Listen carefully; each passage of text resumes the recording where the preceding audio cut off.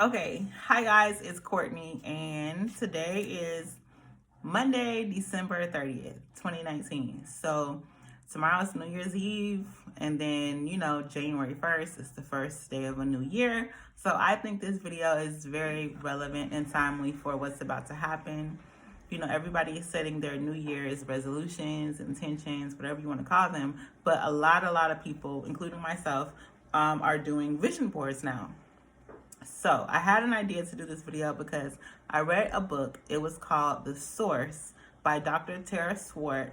And basically in this book, she talks about the science behind your brain and habits and patterns, and basically getting your brain and your actions aligned with moving into who you want to be, moving into the life you want to live, having a bigger vision for yourself and how to get there.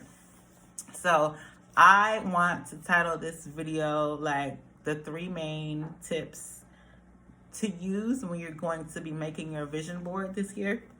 Because these tips, I know I've made a vision board in the past, but honestly, it's just been a board full of like pretty pictures or like, things that I want to bring into my life. But my vision boards have never really felt personal.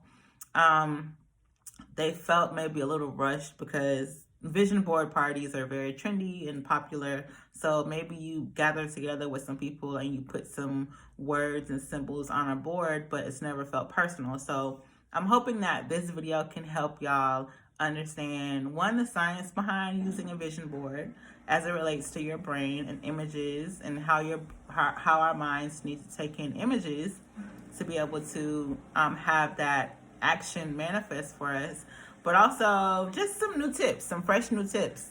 So I'll be reading out of my little journal. I made some notes. So again, to start, in the book, she calls a vision board an action board, and she calls it because she wants it to be a board that inspires action now, as in like right now, like not in the future.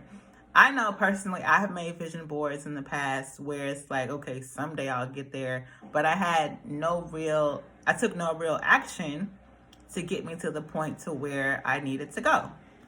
So the vision board is to use your positive desire and your energy and action and your emotional intensity to move you towards your desire. It's meant to have you emotionally tied to what you want to manifest and your goals, so that you take action now, like as in the present moment, instead of waiting or just putting your vision board away and magically hoping it'll manifest. And honestly, this applies to me for real. So she said that, it's science that the way that our brain works, we have our very quick science lesson. Clearly, we all know this, but there's our conscious mind and then there's our subconscious mind. So our conscious mind is the part of our mind that, we use every day. The conscious mind is the part that says, hey, this year I want to travel more. But your subconscious mind may have some habits or patterns or fears that are going to keep you from that goal that your conscious mind made of traveling more. So the point is to get your 2 minds to be in agreement and to have your goals and your vision come to life. The issue a lot of times with us making goals and making a vision board is that our conscious mind finds all these pretty pictures and all these images to put on the board, but our subconscious mind is not in alignment with what we want to bring out. So the point is to do these practices in order to get more emotional intensity and desire behind your goal, which is going to help your subconscious mind get in alignment. So your conscious mind is going to choose and analyze, and it's going to choose and analyze and pick things out. And your subconscious mind is basically the heart, I guess I want to say, of your mind, the heart of your brain. Because in order for us to manifest things, we have to have an emotional desire to do so. So your subconscious mind is going to need to get in agreement by really feeling it, by visualizing, and by seeing the images over and over. So the subconscious mind works on emotion and repetition. So that's what's going to be Sorry. That's what's going to be the main thing about these tips and relates to creating your action board. So the number one thing is to collect images and not really words. So this is going to be about this three. So I have 3 tips. So this is 3 quick tips on how to get the most out of your vision board this year and really the science behind it. So I know me personally I've been to vision board like get-togethers and parties. But the most important thing about when you start your vision board is to look for images and not so much words, because once again, our subconscious mind works off of images, repetition, and emotional intensity, like emotional desire. So if you have a vision board that's full of words, like, cute phrases and stuff like that, it's going to be a little bit harder, not impossible, to have that desire kind of seep into your subconscious mind and get in alignment.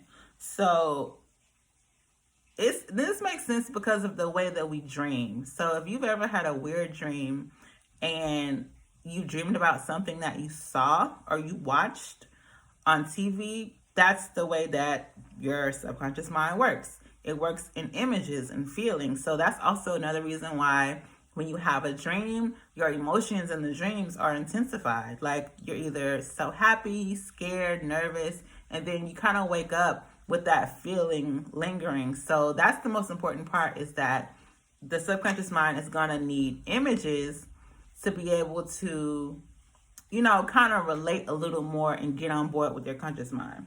So the first tip is to collect images for your vision board. Very, very few words.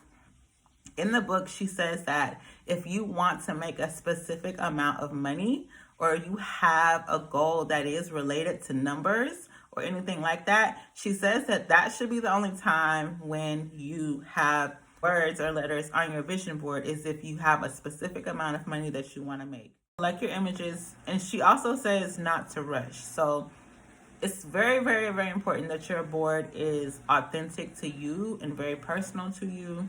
So don't rush this process. Don't just look for things that you think are pretty or things that you might want.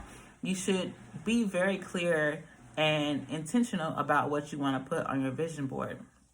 So she says that, if you're going to get together, and this is just my tip, collect some images before you go. Your vision board is going to represent your life now and in the future. Not so much so future-based, but something that's very attainable for you to have done in the next 6 to 8 months or whatever. You don't want to have your vision board full of stuff that you know is going to take some time to, manifest, which is not a bad thing. It's just like, you don't want to rush things that you know want to last forever. So if you know you want to buy a house, or let's say in a condo in my case, or you want to redecorate your home, typically you're going to print out pictures of a very beautifully styled room in your home or a very beautiful home.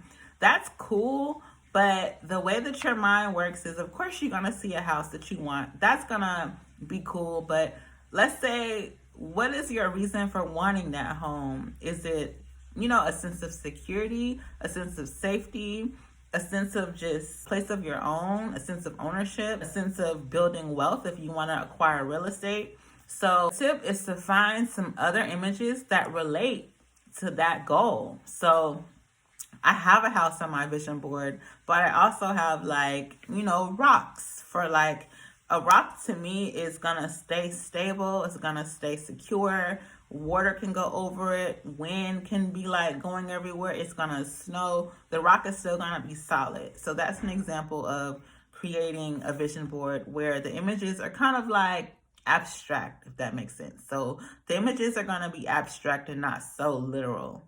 And that's this is a good tip and something that she made aware in the book, because our subconscious mind in dreams is never literal. And this goes back to what I just mentioned. When you dream about things, it's never literal. So if you dream about a lot of people are oh, I dreamed about my ex. that means this. Or I dreamed about getting married to this specific person, that means that. Dreams are never literal. So that's how your vision board is going to work. Like, your vision board is going to have an image, and it's going to, let's say every time you see that image, your mind is going to continue to think about, okay, my home, I want to buy my home this year. What do I need to do? Okay, I need to pay off some debt. I need to find a realtor. I need to get pre-approved. This process is called selective attention. When you want to bring some new things into your experience, you need to do some practices to be more aware of those new things. And that's the whole point of the vision board. It's going to open every day, wherever you put your vision board at in your house, you're going to wake up every day and you're going to see that symbol on your board. And then you're going to go out into the world and you're going to see that symbol. And that's going to open your attention up to bringing that thing into your life. So the goal is to trigger your emotion and your subconscious mind. And that's going to get in alignment with your logical mind. You know, the logical mind that says, I want to do this. You got to get your emotional mind on board with it and get it in alignment. And that's how it's going to work. That's going to bring it to you a lot quicker than just putting random things on a board and, you know, not understanding how it works. So the second tip is to group your images by theme. The most important items in the middle or the top. And a very good tip that she made is to leave space if you want a lot more space in your life. So your vision board is going to represent your life in the present, in the near future, and in the far future. So if you want a lot more space and flow in your life, you don't want to crowd everything together. You know, some basic feng shui tips there. But also she wants you to group it in themes, which I'm sure a lot of people already do. Just kind of have a little order. And I'm like so type A. I always do this. Just kind of have a little order to your vision board. Don't just randomly put stuff on there. Group it by love, career, personal life, maybe travel, hobbies. Group it kind of together to where it makes a little sense. And she says the first tip is to collect images. But when you're collecting the images, just make it a process. Make it very fun and intentional. Use your hands to like, I'm sorry, I'm looking out the window because my window is open. I hope I don't look cockeyed. But collect your images, you know, find some old magazines and have like, get a glass of wine, make it fun. Like cut through the images that you want and sit them aside. This is important because you don't want to rush it. So that you can have some room to connect with the images that you actually found. And she said, once you do that, maybe you do it over one day, which is fine, a couple days, set the images aside, come back, have your board out and arrange the items on the board, you know, by theme. And don't be so quick to like glue it yet. Like don't be so quick to tape it because you just want to maybe go through the magazines again to see what else is in there and pick things that really, really resonate with you. As far as ways that you're going to be able to emotionalize the images so that it can seep down into your subconscious mind. And she said that the best thing, so this is actually tip number 2, is to group the images by theme, leave some space, have some order to your board, and do this all over the course of a couple days, weeks, whenever you have time, but just don't be in a rush to just find random images. I think that's the number one thing that I feel like I don't want to do either, is to just find all these random cute images, but they don't actually mean anything to me. And the third tip is going to be your placement. So I have 2 vision boards. I have one in real life and I have one on Pinterest. So the placement means where you're going to place it in your house. So personally, the vision board should be very, very, very personal to you. And she did mention in the book that if you're not, you know, if you don't want to place it in your room because maybe you and your partner sleep together, or I don't know, maybe you have roommates and you don't want them to see it, put it in your closet. Like, your vision board shouldn't be on display for the world to see because these are things that are personal to you. And you want to maintain that positive energy and you emotionalizing your desires and things like that. So put it in your closet, put it in your room if you know that's a safe place. What I do love the most is I made a private board on Pinterest, and I just look at it before I go to sleep, and then maybe when I wake up if I remember. And also I screenshotted a part of the board and made it my lock screen, or made it my home screen on my cell phone. So those are the placement tips she has. But the most important thing though is when you wake up and when you go to sleep, those are the times that your emotional subconscious mind are the most active.